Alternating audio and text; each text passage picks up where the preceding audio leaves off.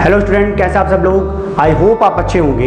एक series video चल रही है जिसमें हम एक चैप्टर को पूरी तरह से समझते हैं, उसके रिलेटेड क्वेश्चन को करने की कोशिश करते हैं और एक बेसिक से एडवांस लेवल तक की कोशिश कर रहे हैं ताकि आपको ज़्यादा चीज़ें हम समझा सकें और क्वेश्चंस को अटेम्प्ट करने में आपकी हेल्प कर सकें। ठीक है, तो चलिए हम शुरुआत कर लेते हैं कोऑर्डिनेशन केमिस्ट्री के पार्ट 1 की। और पार्ट 1 में हम शुरुआत करेंगे लिगेंड से। ठीक है, लिगेंड क्या होता है आपको पता है कि क्या होता है। मेटल को जो सिग्मा बॉन्ड से जोड़ता है, जो इलेक्ट्रॉन देता है, उसको लिगेंड कहते हैं। ये नॉर्मल सी बात है। ठीक है, जो अपना लोन पेयर देना चाहता है, जो अपनी इलेक्ट्रॉन डेंसिटी शेयर करना चाहता है मेटल से, वो लिगेंड कहलाता है। सिंपल भाषा में इतना ही होता है। ठीक है, उसके तरीके होते हैं कि वो मोनोडेंटेट है या बाइडेंटेट। मोनोडेंटेट का मतलब है कि जैसे कोई एक एटम से वो इलेक्ट्रॉन दे रहा है, या दो डिफरेंट एटम से या दो सिमिलर एटम से भी दे रहा है, लेकिन अलग अलग दे रहा है। ठीक है, जैसे यहाँ पे देखिए एक ही एटम है तो एक ही जगह से इलेक्ट्रॉन दे पाएगा, यहाँ ऑक्सीजन से दे पाएगा, यहाँ नाइट्रोजन के लोन पेयर से दे पाएगा। ठीक है, लेकिन एक बात बताओ, यहाँ पर नाइट्रोजन है, दो नाइट्रोजन और दोनों पर क्या प्रेजेंट है, लोन पेयर प्रेजेंट है।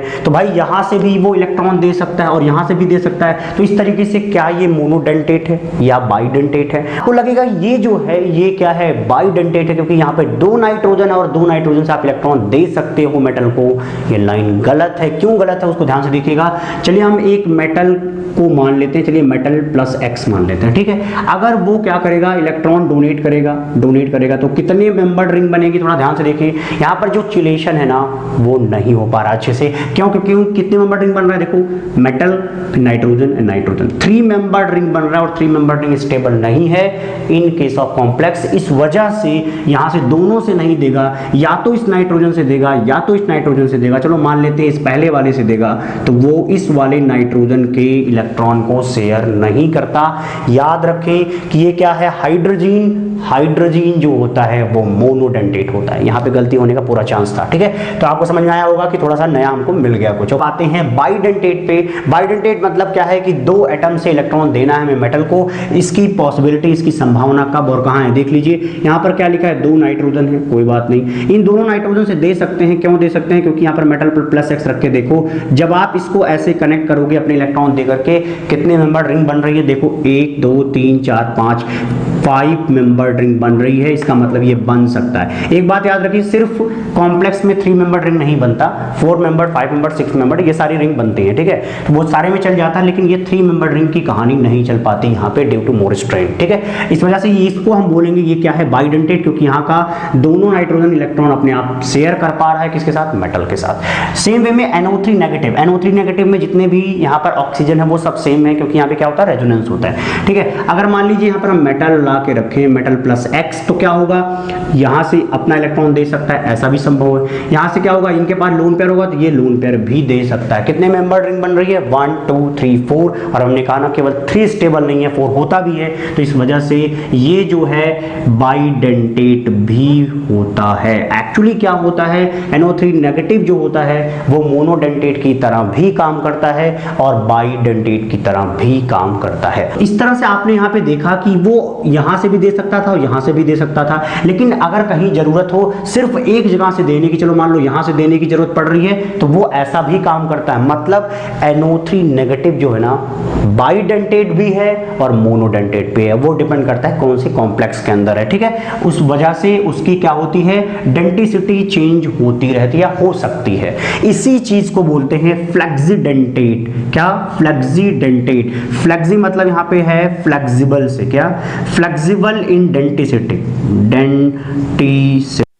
ठीक है, फ्लेक्सिबल इन डेंसिटी मतलब जो अपने इस डेंटेट वाले करैक्टर को बदल सके, चाहे वो एक से दे चाहे तो वो दोनों से दे, ये जो करैक्टर रखता है उसी को फ्लेक्सिडेंटेट बोलते हैं। क्योंकि वो कभी भी चाहे तो क्या बन सकता है, मोनोडेंटेट, और कभी भी चाहे तो क्या बन सकता है, बाइडेंटेट। बात सुनिए, इसी करैक्टर को फ्लेक्सिडेंटेट बोलते हैं और ऐसे लिगेंड को फ्लेक्सिडेंटेट लिगेंड बोलेंगे। जैसे मैंने यहाँ पे क्या लिखा हुआ है, NO2 नेगेटिव, तो यहाँ पर मेटल लग के यहाँ पे आप दे सकते हो या इसके लोन पेयर से भी दे सकते हो। ठीक है, जैसे आपने NO3 नेगेटिव को बोला सेम वे में Na2 नेगेटिव भी क्या होगा, फ्लेक्सीडेंटेट होगा। तो यहाँ से भी दे सकता है, वही कहानी मैंने यहाँ पे लिख दी है, ठीक है। बात समझ में आ गई। फ्लेक्सीडेंटेट क्या होता है, जो अपनी डेंटिसिटी को बदल सकता है उसी को हम फ्लेक्सीडेंटेट बोलते हैं। सबसे फेमस एग्जांपल होता है EDTA, अब तो फुल फॉर्म आता होगा, इथाइलिन डायमीन टेट्रा एसीटेट। तो ये देखिए इसका स्ट्रक्चर है, ये इथाइलिन है, ये एमीन है, और इसी पर ये क्या लगा हुआ देखिए, एसिटिक एसिड का फॉर्म है, और उस एसिड से हमने H+ हटा रखा है, ठीक। तो इसको बोलते हैं EDTA 4 नेगेटिव। कितने नेगेटिव है देख लो यहाँ पे, 4 नेगेटिव है, ठीक है। तो अगर आपसे पूछ लिया जाए कि इसकी डेंटिसिटी कितनी संभव है इस समय कितनी संभव है, तो बोलोगे 6 संभव। कैसे, नाइट्रोजन अपने लोन पेयर भी दे सकता है, यहाँ से नेगेटिव भी दे सकता है। देखो जहां मान लो यहाँ पे मेटल आ गया, ठीक है, तो यहाँ पे भी देखो इस तरीके से दे सकता है, ये वाला देखो इस तरीके से दे सकता है, सेम वे में ये वाला भी दे सकता है। तो इस तरीके से इस मेटल को कितने तरीके से घेरा गया है, 6 एटम से घेर दिया गया। मतलब क्या हुआ, उसकी डेंटिसिटी यहाँ पे क्या आएगी, 6 आएगी। तो EDTA 4 नेगेटिव की डेंटिसिटी कितनी है, 6 होती है। इतनी बात समझ रही है। लेकिन EDTA चाहे तो 6 के बजाय वो अगर चाहे तो वो बाकी 2 से ना करवाए, ठीक है। चलिए ये भी संभव है कि ये यहाँ से ना करवाए, तो कितने से हो जाएगा, 4 से हो जाएगा। मतलब वो बदल सकता है। लेकिन अगर पेपर में आ जाए कि EDTA और एक हाइड्रोजन एंड 3 नेगेटिव लिखकर के पेपर में आया और पूछा गया कि इसका बताइए कि क्या आएगा डेंटिसिटी, तो क्या करिए, देखिए एक हाइड्रोजन यहाँ से देखो एक्स्ट्रा कर दिया गया, तो एक हाइड्रोजन आप लगा दीजिए। चलिए लगा दिया, ठीक। अब यहाँ पे हाइड्रोजन लग गया तो यहाँ से इलेक्ट्रॉन तो डोनेट नहीं होंगे, कहाँ से डोनेट होंगे, सिर्फ यहाँ से। अब देखो कितने हैं, 1 2 3 4 5। इसका मतलब यहाँ पे डेंटिसिटी कितनी आएगी, 5। सेम वे में यहाँ पे कितनी आएगी, 4, क्योंकि यहाँ पे 2 हाइड्रोजन आके लगेगा। अगर 2 लगेगा तो क्या करोगे, C डबल बॉन्ड O, और यहाँ पे क्या रहेगा, O और H रहेगा। तो इस तरह से यहाँ पे कितना दिख रहा है आपको, डेंटिसिटी 4 दिख, क्योंकि EDTA अपने क्या कर रहा है, डेंटिसिटी को चेंज कर रहा है। इस वजह से EDTA एक फ्लेक्सीडेंटेट लिगेंड है। क्लियर है, ओके। नेक्स्ट पे आते हैं एम्बीडेंटेट। एम्बीडेंटेट लिगेंड का मतलब है कि यहाँ पर आपको 2 एटम चाहिए, 2 डिफरेंट एटम चाहिए। अब तक डिफरेंट होने की जरूरत नहीं थी, देखो सिमिलर है, ठीक है, और वो अपने क्या कर रहे थे, डेंटिसिटी को चेंज कर रहे थे। यहाँ पे क्या करना है, आपको डेंटिसिटी दिखाना है लेकिन अलग अलग एटम से दिखाना है। मतलब 2 डिफरेंट, एक ही मॉलिक्यूल के अंदर 2 डिफरेंट एटम से अगर डेंटिसिटी दिखती है तो उसको एम्बीडेंटेट बोलते हैं। इस एग्जांपल पे आते हैं, क्या है, NO2 नेगेटिव। यहाँ पे वो चाहे तो ऑक्सीजन से भी दे सकता है, वो चाहे नाइट्रोजन के लोन पेयर से भी दे सकता है। तो देखो यहाँ पर जब डेंटिसिटी शो करने जाना था उसको तो ऑक्सीजन के थ्रू किया, और यहाँ पर नाइट्रोजन के थ्रू। इसका मतलब वो अलग अलग अपनी डेंटिसिटी के लिए एटम यूज कर रहा है, अलग अलग एटम को यूज कर रहा है। इस वजह से ये एम्बीडेंटेट लिगेंड कहलाएगा। सेम वे में Cn नेगेटिव, वो चाहे तो नाइट्रोजन के लोन पेयर से सपोर्ट कर दे, वो चाहे तो इससे कर दे।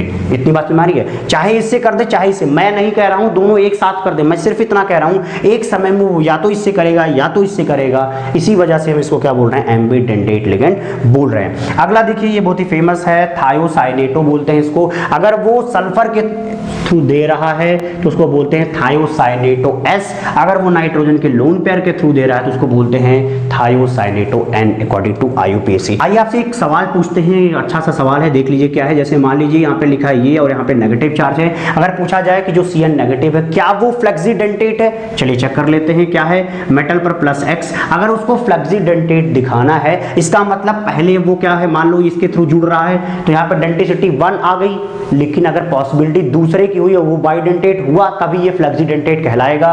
तो क्या ये संभव है कि वो दोनों एक साथ दे दे? ऐसी संभावना सोची जा सकती है, लेकिन एक्चुअली में ऐसा नहीं होगा, क्योंकि यहाँ पर रिंग देखो कितने हैं, 1 2 3, और मैंने बताया 3 मेंबर रिंग बनना पॉसिबल नहीं है। इस वजह से जो Cn नेगेटिव है वो फ्लेक्सीडेंटेट नहीं है। याद रखना इस चीज को, ठीक है, आप कॉन्सेप्ट को याद रखना, इसको रट्टा मत मारना कि ये फ्लेक्सीडेंटेट नहीं है। आप सोचोगे बस इतना कि हाँ 3 मेंबर रिंग एक साथ नहीं बन सकता, इस वजह से ये फ्लेक्सीडेंटेट नहीं है, बल्कि वो क्या है, एम्बीडेंटेट लिगेंड होगा। अभी हमने जो पढ़ा उस पर एक सरसरी निगाह दोबारा डालते हैं। चलिए देख लेते हैं कि हमारे पास कुछ लिगेंड लिख रखे हैं, उस लिगेंड का हमें बताना है कि वो मोनोडेंटेट है, बाइडेंटेट है, फ्लेक्सीडेंटेट है या एम्बीडेंटेट है। चलिए देख लेते हैं। CO में देखिए ये क्या है, मोनोडेंटेट है, तो जवाब है हाँ, क्योंकि CO जो है सिर्फ ऑक्सीजन से देता है। ऐसा सही है क्या? नहीं, सिर्फ कार्बन के लोन पेयर ही शेयर हो सकते हैं। पूछा जाए बाइडेंटेट है क्या, जवाब दो नहीं, क्योंकि ये यहां से और यहां से दोनों जगह से नहीं दे सकते। ऑक्सीजन कभी भी इसको डोनेट करके चौथा बॉन्ड नहीं बनाएगा, क्योंकि ऑक्सीजन 4 बॉन्ड कभी भी नहीं बनाते हैं, मैक्सिमम वो 3 बना सकते हैं, वो भी पॉजिटिव के साथ। समझ में आई बात? इसलिए ये बाइडेंटेट नहीं है। क्लियर है? सिर्फ एक ही पॉइंट एक्टिव है इसका, ठीक है। अब फ्लेक्सीडेंटेट है क्या? जवाब है नहीं। क्यों नहीं है? क्योंकि फ्लेक्सिबल डेंटिसिटी नहीं है कि मोनो डाई दोनों करता, तब हम इसको क्या बोलते हैं? फ्लेक्सीडेंटेट बोल देते। अब आते हैं एम्बीडेंटेट पे। एम्बीडेंटेट का मतलब ये होता है कि ऑक्सीजन के थ्रू दे रहा है और कार्बन के थ्रू भी दे रहा है, लेकिन ऐसा नहीं हो रहा है क्योंकि ऑक्सीजन के थ्रू वो दे ही नहीं सकता, सिर्फ कार्बन के थ्रू देगा, इसलिए वो एम्बीडेंटेट भी नहीं है। अब आते हैं NO2 नेगेटिव पर। NO2 नेगेटिव देखना मोनोडेंटेट है, अगर वो यहां से सेव करेगा तो क्या होगा? मोनोडेंटेट। बाइडेंटेट को आप डायरेक्टली ऐसे भी देख सकते हो कि यहां का लोन पेयर है ना, ध्यान से देखना, ये दोनों लोन पेयर के थ्रू दे सकता है, तो वहां भाई वो बाइडेंटेट है। ठीक है, इतनी बात समझ आ रही है? यहां से भी दे सकता है और यहां से भी दे सकता है, बाइडेंटेट है।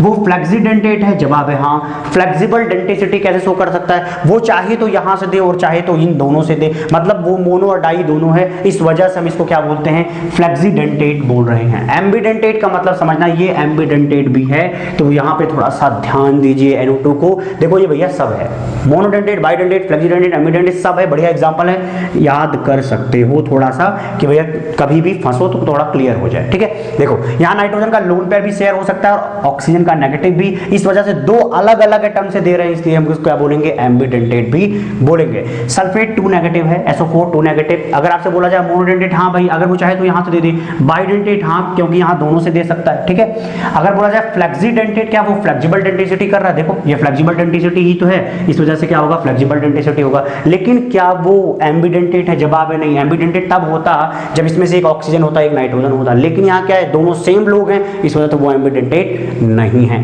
चलिए NO3 नेगेटिव है। NO3 नेगेटिव में सारे ऑक्सीजन सिमिलर होते हैं। आप क्या कर सकते हो? देखो मोनोडेंटेट भी शो कर सकता है ये, ठीक है। बाइडेंटेट भी है क्योंकि यहां से भी दे सकता है और यहां से भी दे सकता है। फ्लेक्सीडेंटेट हो गया क्योंकि ये दोनों है तो फ्लेक्सीडेंटेट हो गया, लेकिन ये एम्बीडेंटेट नहीं हो सकता क्योंकि सारे तो ऑक्सीजन है, ठीक है, और वो ऑक्सीजन के थ्रू ही दे रहा है। चलिए अगले में आते हैं। ये चीज हमने एक लिखी हुई है, आपको पूछा गया है कोऑर्डिनेशन नंबर बताइए। क्या बताइए? Coordination number. यहाँ पे थोड़ा सावधान रहेंगे करते वक्त। कोऑर्डिनेशन नंबर क्या होता है? एक मेटल के किनारे जितने लिगेंड नंबर होते हैं या जितना सिग्मा बॉन्ड मेटल के साथ बन रहे होते हैं, नॉर्मली हम उसी को कोऑर्डिनेशन नंबर बोल देते हैं। देखिए कोबाल्ट है, यहाँ के किनारे 6 क्या लगा है? NO3 नेगेटिव लगे हुए हैं, इसलिए यहाँ पे क्या आएगा? कोऑर्डिनेशन नंबर 6 आएगा। लेकिन याद रखना सीरियम के साथ यहाँ पर F ब्लॉक एलिमेंट के साथ थोड़ा सा क्या होता है? कोऑर्डिनेशन नंबर उनका ज्यादा होता है। यहाँ पर एक्चुअली क्या आता है? कोऑर्डिनेशन नंबर 12 आता है। कैसे आता है देखिएगा, 6 ये आपको नंबर दिख आया था। NO3 बाइडेंटेट भी हो सकता है और यहां पर एक्चुअली बाइडेंटेट का काम करता है, तो 2 से मल्टीप्लाई कर दोगे तो कितना आ जाएगा? 12 आ जाएगा। भाई 2 इसकी डेंसिटी और 6 ये खुद प्रेजेंट है, तो क्या हो जाएगा? 12 इसका कोऑर्डिनेशन नंबर। आपके मन में सवाल आ सकता है क्या रटना पड़ेगा? मैं जवाब देता हूं हाँ, सिर्फ रट लो, यही अच्छा होगा। इस चीज को हमने कहां पढ़ा है? जिसको हमने थोड़ा ऑर्गेनिक के टेस्ट में पढ़ा था, इसको CAN बोलते हैं, सेरिक अमोनियम नाइट्रेट। यहाँ पर क्या लग जाए? NH4 ट्वाइस, ठीक है, तो इसको बोलते हैं सेरिक अमोनियम नाइट्रेट, एल्कोहल के टेस्ट के काम में आता है। ठीक है, थोड़ा सा याद रखना इस पॉइंट को, जरूरी है। चलिए अगले चलते हैं। Homoleptic and हेटेरोलैप्टिक। लैप्टिक का मतलब लिगेंड से है, होमो मतलब सिमिलर होता है। अगर सेम लिगेंड प्रेजेंट होंगे तो उसको क्या बोलेंगे? होमोलैप्टिक। जैसे मान लीजिए यहाँ पे क्या लिखा है? कोबाल्ट लिखने के बाद क्या लिख दिया जाए? NH3 6 लिख दिया जाए और 3+ ये क्या है? देखो सारे लिगेंड क्या है? सेम है, सब 6 ही है, ऑक्टाहेड्रल में 6 चाहिए और 6 के 6 लिगेंड क्या है? सेम है, इसलिए हम क्या बोलेंगे? होमोलैप्टिक। अगर हमें हेटेरोलैप्टिक बनाना है तो चलो हम कोई सा भी एक एग्जांपल यहाँ पे चिपका देते हैं। NH3 ले लेते हैं, कितना? NH3 ले लेते हैं 4, क्लोरीन ले लेते हैं Cl2, मैं चलो यहाँ पे X+ लिख देता हूँ। कोई एक जनरल सा एग्जांपल बना दिया मैंने। यहाँ पे 2 क्या दिख रहे हैं आपको? लिगेंड, क्लोरीन एंड NH3, इस वजह से ये क्या कहलाएगा? हेटेरोलैप्टिक। हेटेरो मतलब डिफरेंट, लैप्टिक मतलब लिगेंड, डिफरेंट लिगेंड होने की वजह से ये हेटेरोलैप्टिक कहलाएगा। अब हम चलते हैं पहले थ्योरी पर, जो कि है वर्नर्स थ्योरी। इसने बताया कि 2 तरीके की वैलेंसी होती है जब मेटल जो है लिगेंड से इंटरैक्ट कर रहा होता है तो, ठीक है, क्या होती है? पहले बोलते हैं प्राइमरी वैलेंसी, दूसरे को बोलते हैं सेकेंडरी वैलेंसी। ठीक है, जो प्राइमरी वैलेंसी होती है वो एक्चुअली किसको बताती है? ऑक्सीडेशन स्टेट ऑफ मेटल को बताती है। ये लाइन याद रखना, करने में आपको आसानी होगी, क्वेश्चन जल्दी हो जाएंगे आपसे। सेकेंडरी वैलेंसी क्या होती है? कोऑर्डिनेशन नंबर को बताता है, उसके किनारे कितने लिगेंड लगे हैं इसके बारे में बताता है कॉम्प्लेक्स के अंदर। इसको रिप्रेजेंट करते हैं प्राइमरी को डैश से और जबकि सेकेंडरी को सॉलिड लाइन से बनाते हैं। क्लियर है? ओके। अब आते हैं हम कुछ कॉम्प्लेक्स के ऊपर चर्चा करने के लिए। इस कॉम्प्लेक्स में मैंने सिर्फ 3 ले रखा है यहाँ पे। देखो ये 3 कॉम्प्लेक्स हैं वर्नर कॉम्प्लेक्स, जिसको हम बॉन्ड नोटेशन में लिखेंगे, इसके बाद उसका आयनाइजेशन कराएंगे और बताएंगे इसमें से सेकेंडरी कौन है और इसमें से प्राइमरी वैलेंसी कौन है, देख लेते हैं। अब आते हैं इसके नोटेशन पे, देखिएगा कैसे लिखते हैं। पहले पहले लिखेंगे कोबाल्ट लिख देंगे, ठीक है। Cl3 लिख रखा है और क्या लिख रखा है NH3, तो इसको ऐसा लिखिए NH3 कितनी बार 6 टाइम प्रेजेंट है, तो इसका क्या हुआ ऑक्टाहेड्रल फील्ड पूरा हो गया। बाहर क्या लिख दीजिए Cl3 लिख दीजिए। इसका जब आप आयोनाइजेशन करवाएंगे तो क्या मिलेगा CONH3 6 टाइम और यहाँ पर क्या बनेगा 3+ बनेगा एंड 3Cl नेगेटिव बनेगा, ठीक। अब अगर आपसे पूछा जाए इसकी सेकेंडरी वैलेंसी किससे सेटिस्फाई हो रही है तो बताओ इसका कोऑर्डिनेशन नंबर किससे सेटिस्फाई हो रहा है NH3 से, तो यहाँ बोलोगे देखो 6 NH3 से इसकी कोऑर्डिनेशन नंबर सेटिस्फाई हो रहा है। ओके, प्राइमरी वैलेंसी किससे हो रहा है 3Cl नेगेटिव के थ्रू हो रहा है। आप बात शायद समझ चुके होंगे। और ये भी समझिएगा कि जो आप देख रहे हो ना यहाँ पे oxidation state of the metal, इसके लिए कौन जिम्मेदार है, यही 3 क्लोरीन जिम्मेदार, इस वजह से हमने इसको यहाँ पे लिखा है। आप कहोगे कैसे, तो देखिए 3+ आएगा तभी तो CO पर क्या आएगा कोबाल्ट पे क्या आएगा 3+ आएगा। सेम वे में इसके लिए अगर लिखने को बोला जाए तो क्या लिखोगे CONH3 5 टाइम, क्योंकि क्या है ये 5 टाइम है और एक क्लोरीन अंदर करके कितने क्लोरीन बाहर कर दो 2, तो क्या बन जाएगा बोलो CONH3 6। मुझे पता है ये सब आपको आता है, आसान लग रहा होगा, कोई बात नहीं, सुनते चलिएगा, ठीक है। कॉन्सेप्ट हमें बढ़ाना है बस, बाकी से मतलब नहीं है। यहाँ पे क्या करो 2+ एंड साथ में क्या लिख दो 2Cl नेगेटिव। अगर आपको लिखने को बोला जाए तो क्या लिखोगे 5NH3 with Cl negative, with 1Cl negative, ठीक है। और यहाँ पे कितना लिखा जाएगा तो यहाँ पे लिखोगे 3Cl नेगेटिव। देखो ये वाला जो Cl होता है ना वो सेकेंडरी में भी होता है और प्राइमरी में भी होता है, याद रखना, क्योंकि यही Cl जिम्मेदार है किसके लिए CO के लिए, CO के ऑक्सीडेशन स्टेट के लिए, इसलिए हम इसको प्राइमरी वैलेंसी में शो करते ही चलेंगे। इसका स्ट्रक्चर बना के भी मैं दिखा दूंगा। अब देखिए 4 टाइम लिखा है तो कैसे लिखोगे बोलो CO, फिर क्या लिखोगे NH3 4 टाइम एंड Cl2, बाहर क्या रहेगा 1, तो यहाँ पे बाकी क्या बनाओगे CONH3 4 time Cl2 and +1 and Cl negative. और यहाँ पे पूछा जाए क्या लिखोगे 4NH3 एंड 2Cl नेगेटिव, लेकिन यहाँ हमेशा 3Cl नेगेटिव ही लिखोगे प्राइमरी वैलेंसी में, क्योंकि यही जिम्मेदार है +3 क्रिएट करने में, किस पर कोबाल्ट पर।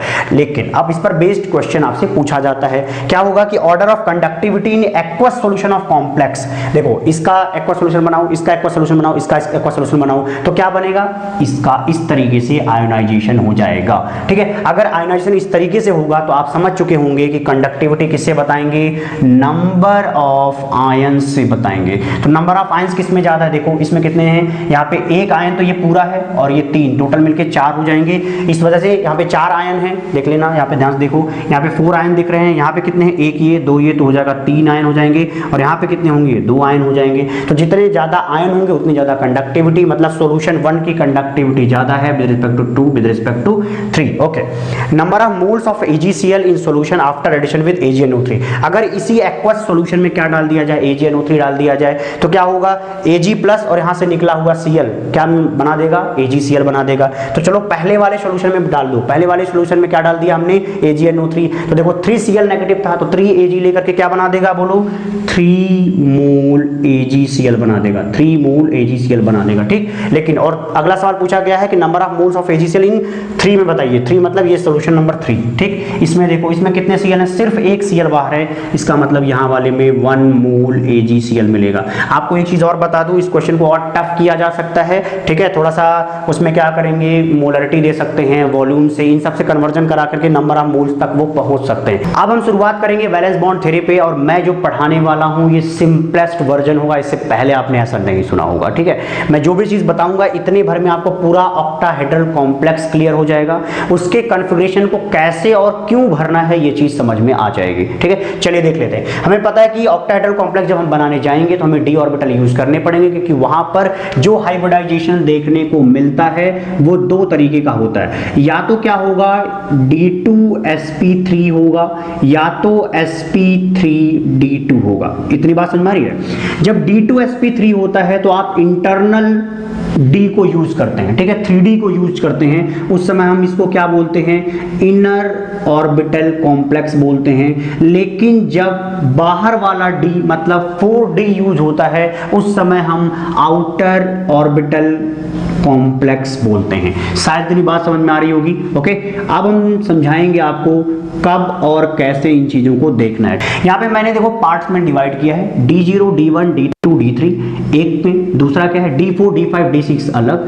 D7 D8 D10 अलग। ठीक है, देखिएगा ध्यान समझना, ये वाला जो हिस्सा है, ये वाला जो पार्ट है, ये हमेशा हमेशा क्या बनाएगा, D2sp3 बनाएगा अगर उसको ऑक्टाहेड्रल कॉम्प्लेक्स बनवाना है तो।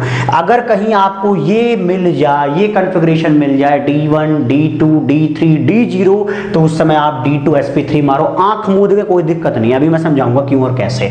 और कहीं पर D7 D8 और D10 मिल जाए, आंख मूंद करके मारो, क्या sp3 D2, मतलब ये हमेशा क्या होगा, आउटर ऑर्बिटल कॉम्प्लेक्स, ये हमेशा क्या होगा, आउटर ऑर्बिटल कॉम्प्लेक्स, और ये हमेशा क्या होगा, इनर ऑर्बिटल कॉम्प्लेक्स। हमेशा बोल रहा हूं मैं, ध्यान सुनना, हमेशा बोल रहा हूं मैं, ठीक है। ये इनर ऑर्बिटल कॉम्प्लेक्स और ये आउटर ऑर्बिटल कॉम्प्लेक्स। तो आपके मन में सवाल होगा, सर इसके बारे में तो ज्ञान दो कुछ। तो मन में ये सवाल होगा कि ये D4 D5 D6 का क्या करना है। उस समय ध्यान देना, VBT में अगर आपको D4 D5 D6 दिया जाएगा तो आपको मैग्नेटिक मोमेंट दिया जाएगा। अगर मैग्नेटिक मोमेंट नहीं दिया होगा तो कोई भी एक्सप्लेन नहीं कर पाएगा by using the assumptions of VBT explain नहीं कर पाता विदाउट मैग्नेटिक मोमेंट। किसके केस में, D4 D5 D6। और इस वाले केस में मैग्नेटिक मोमेंट की जरूरत नहीं है, इस वाले केस में मैग्नेटिक मोमेंट की जरूरत नहीं है। इस वाले में हमेशा sp3 D2 होगा और इस वाले में हमेशा D2sp3 होगा।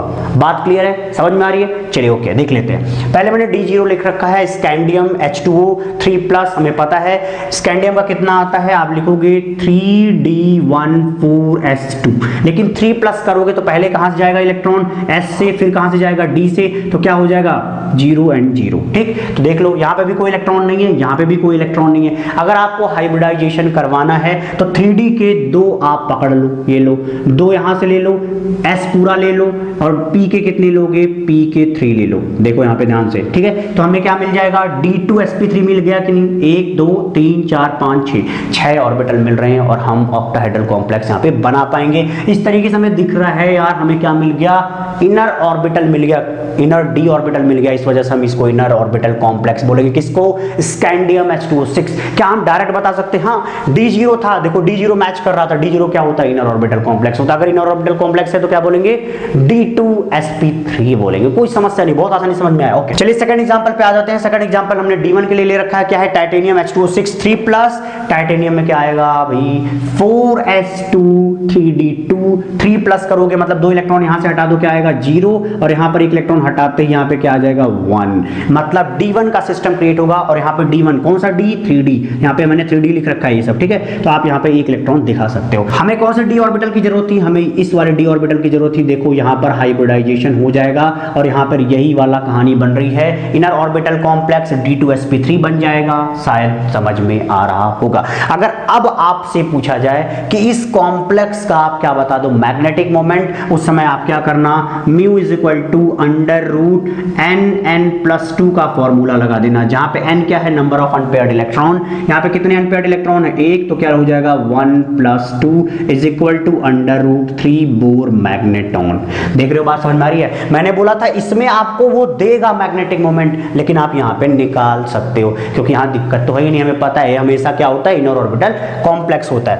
क्यों होता है वो भी बता देता हूं। चलिए D3 देखिएगा, D3 में क्या होगा 1 2 3, तब भी ये दोनों बच जाएंगे और ये क्या हो जाएगा, इनर ऑर्बिटल कॉम्प्लेक्स हो जाएगा। और यहाँ पे इनके मिक्सिंग से हाइब्रिडाइजेशन बन जाएगा क्या, D2sp3, और ये इनर ऑर्बिटल कॉम्प्लेक्स बोला जाएगा। हम यहाँ से कोई एक एग्जांपल उठा लेते हैं। यहाँ पे मैंने D8 लिख रखा है, D8 को थोड़ा देख लेते हैं। यहाँ पर देखो क्या लिखा है, निकल H2O6 फिर 2+, हमें पता है क्या आ जाता है 3d8 आएगा। जब निकल का 2+ लोगे क्या आएगा 3d8, क्योंकि 4s2 से हमने 2 इलेक्ट्रॉन हटा दिया। अब 8 भरोगे कैसे, 1 2 3 4 5 भर दिया, फिर क्या 6 7 8 इतनी चीजें भर दी क्या भाई? ओके, अब अगर हमने भर दिया तो ध्यान से सुनना, आप लिगेंड चाहे जो ले लो, लिगेंड चाहे जो ले लो, ये दोनों कभी खाली नहीं हो सकते। चाहे आप वीक फील्ड लिगेंड लो, चाहे आप स्ट्रॉन्ग फील्ड लिगेंड लो, चाहे जैसा लिगेंड लोगे, ये कभी भी, ये दोनों तो खाली नहीं हो सकते। अगर ये दोनों खाली नहीं हो सकते तो ये मेरे भाई ये झगड़ा करेगा ही नहीं इस साइड, वो कहेगा चलो हम आगे की तरफ बढ़ते हैं। तो देखो ये S उठाएगा,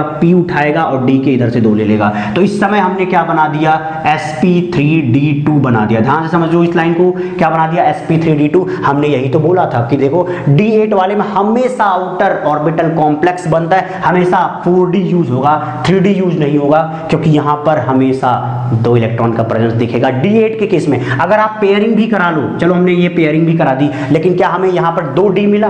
भाई 2d ऑर्बिटल चाहिए ना इनर के, वो तो नहीं मिल पा रहे। अगर हमें नहीं मिल पा रहे तो हम बाहर वाला ही यूज करेंगे और sp3d2 बनाएंगे। ओके, सेम वे में आप यहां पे सोच सकते हो। देखो अक्सर ऐसा आपसे बोला जाता है कि जो Cn होता है वो क्या होता है? स्ट्रॉन्ग फील्ड होता है, एक स्ट्रॉन्ग फील्ड क्रिएट करने वाला लिगेंड होता है। तो यहां पर ध्यान से देखो, तो यहां पे भी क्या आएगा? D8 आएगा। और यहां पर अगर हमने पेयरिंग करा दी, पहले D8 लिख लो, नॉर्मल D8 ऐसा होता है। अब Cn क्या था? पेयरिंग कराने वाला था, चलो करा दिया पेयरिंग। अब पेयरिंग कराने से फायदा क्या हुआ? फायदा कुछ नहीं हुआ, कोई फायदा नहीं है भाई, इधर देखो कोई फायदा नहीं है। इसलिए हम सिर्फ बाहर वाले को देखेंगे और ये बोलेंगे कि ये फर्क ही नहीं पड़ता D8 पर कि आपका लिगेंड कैसा है, मैटर ही नहीं करता इनके लिए, क्योंकि यहां पर भैया 2D कभी खाली हो ही नहीं सकता। इस वजह से इसको बाहर से उठाना पड़ेगा। सेम कहानी D10 T7 के लिए भी लगा देना। समझ में आई होप आ जाएगा। चलिए देखते हैं नेक्स्ट पर। Okay, D6।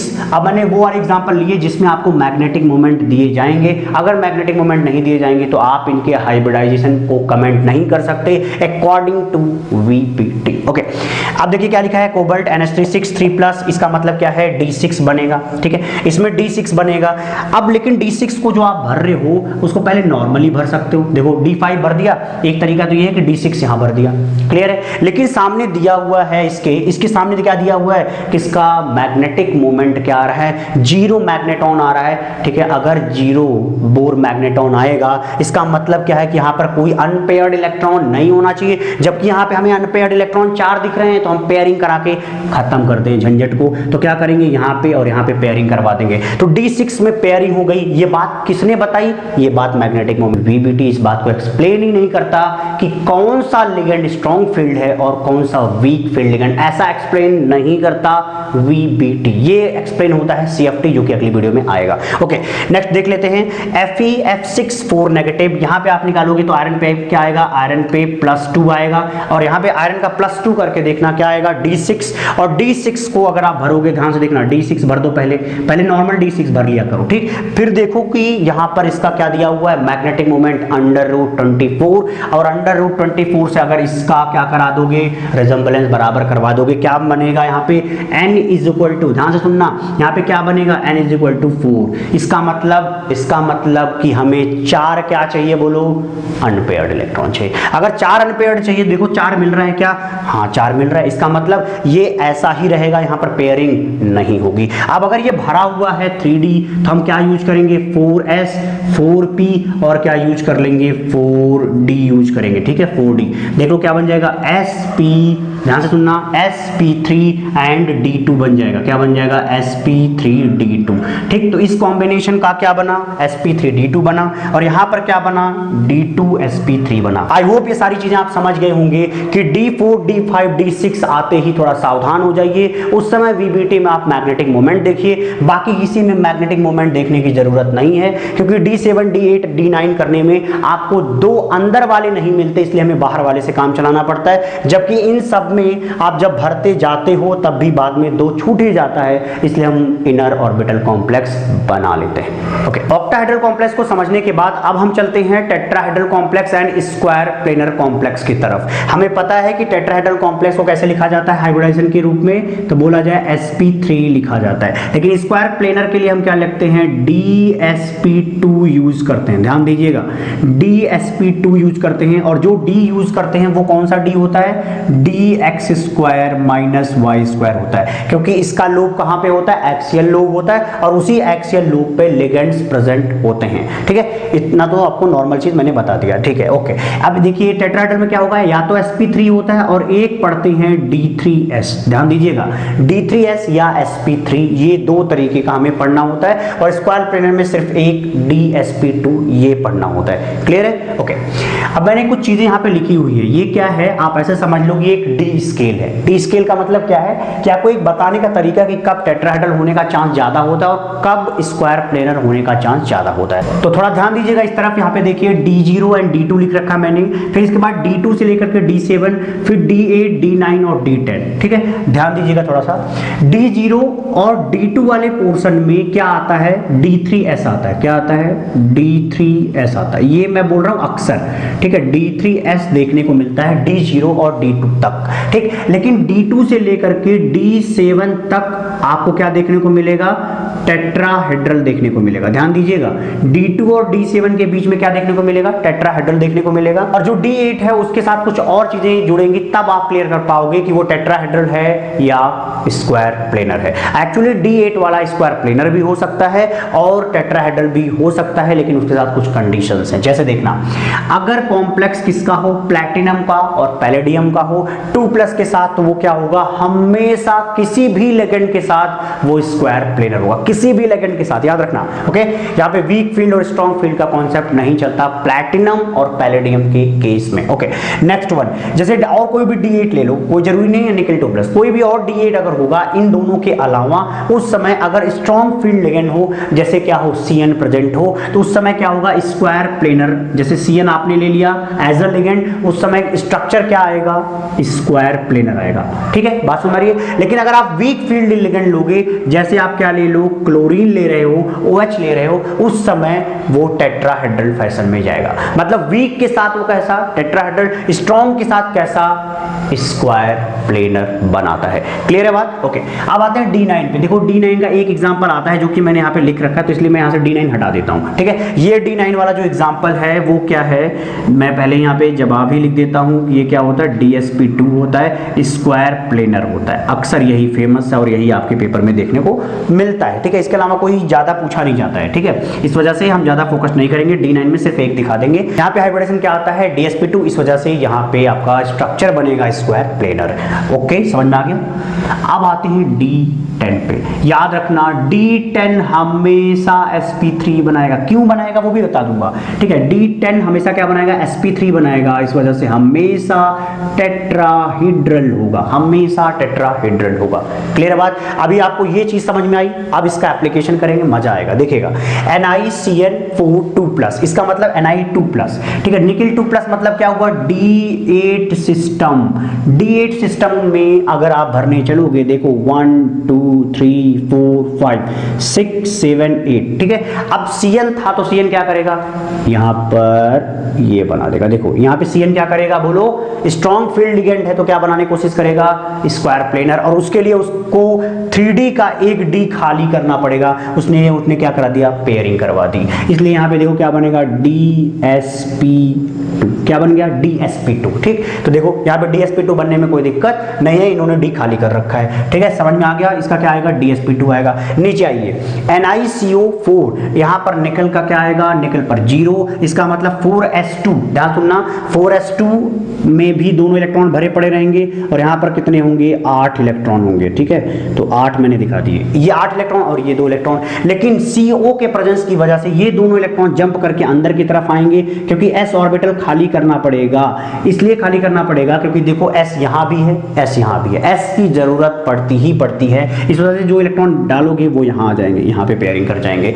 तो क्या हो जाएगा, 4s खाली हो जाएगा, p, तो ये सब मिल करके sp3 क्रिएट करेंगे। वैसे भी आप देखो तो इस समय ये कैसा दिख रहा है, d10 की तरह दिख रहा है, और d10 वाला कैसा होता है, sp3 टेट्राहेड्रल होता है। बात समझ में आ गई? क्योंकि यार जब भरा रहेगा, कोई d खाली नहीं मिलेगा, उसको बाहर ही जाना पड़ेगा। तो इस समय क्या हो जाएगा, ये हो जाएगा sp3। ठीक है, यहाँ पे d10 जैसा दिख रहा है। Okay, NiCl4 2-। अब देखो निकल 2+ आ रहा है, यहाँ पे क्या आएगा, d8 सिस्टम आएगा। इस d8 सिस्टम में ध्यान से देखना, क्लोरीन कैसा होता है, वीक फील्ड, इसका मतलब टेट्राहेड्रल आएगा। ठीक है, मैं जवाब लिख देता हूँ, समझा भी दे रहा हूँ, थोड़ा सा देख लो।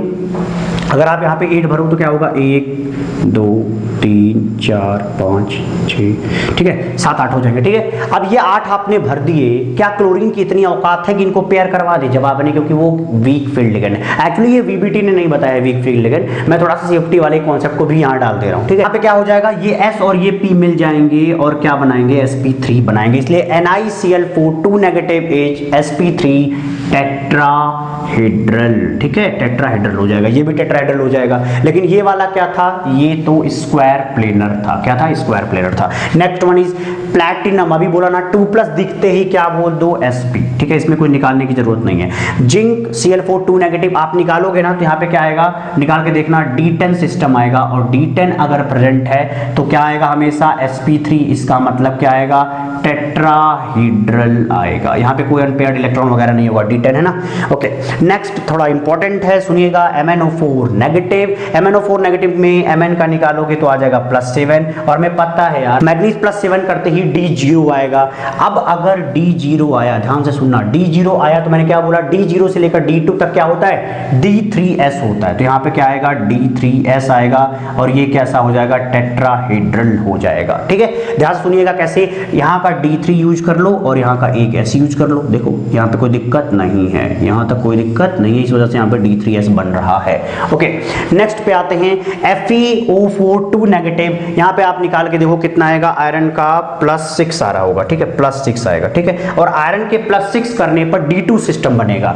ठीक है, D2 सिस्टम का मतलब एक यहाँ रखो, एक यहाँ रखो। लेकिन देखो ये 3 तब भी तो खाली हैं, ये 3 और ये वाला अगला वाला, ये सब मिला दो। ठीक है, 3 ये D मिला दिया, और ये यहाँ पे भी क्या आएगा, D3S आएगा। इस वजह से ये भी टेट्राहेड्रल आएगा। अरे भाई इसका स्ट्रक्चर बनाना आता होगा यार, MnO4 नेगेटिव का। ओके, अब एक चीज जो ये बची हुई है, इसको आप एक्सेप्शन के तौर पे याद कर लें, बेहतर रहेगा। इसका समझाना मुश्किल है थोड़ा, 20-25 मिनट खा जाएगा मेरा। ठीक है, एक्सेप्शन के तौर पे क्या याद रखना, देखो ये D7 है, और मैंने क्या बोला, जो D7 होता है यहाँ पे मैंने बोला हुआ टेट्राहेड्रल, लेकिन ये वाला जो होता है, ये वाला स्क्वायर प्लेनर होता है। आप रट ले इस चीज को, ज्यादा अच्छा रहेगा। कोबाल्ट के साथ Cn का 4 दिखे, 2 नेगेटिव दिखे, तुरंत ही उसको स्क्वायर प्लेनर मार देना। एक चीज ये रट्टा मार लो, बाकी चीजें देखो हमने रिलेट करके समझाई हुई हैं, चीजें समझ में आ गई होंगी। मिलते हैं हम आपको अगली वीडियो में।